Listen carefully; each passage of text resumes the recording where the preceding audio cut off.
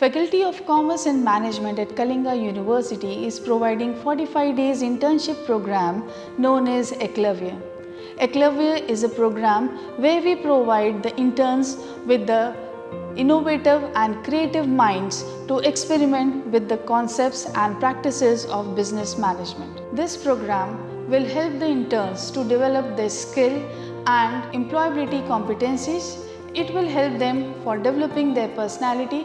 It will help them to get the feel of working environment when they get employed, and the most inevitable part of this program is personality development, grooming and placement training program that we have organized for our interns. During these programs, all the interns will be getting the specialization according to the career options they have taken, and this includes accounts and financial management, marketing management, HR management, data analytics.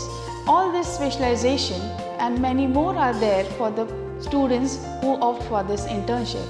In the first 35 days of our internship, we'll be going with all this specialization, and in the remaining 10 days, we'll be going with the specialized 10 days, that is HR analytics, marketing analytics, financial analytics and data analytics program.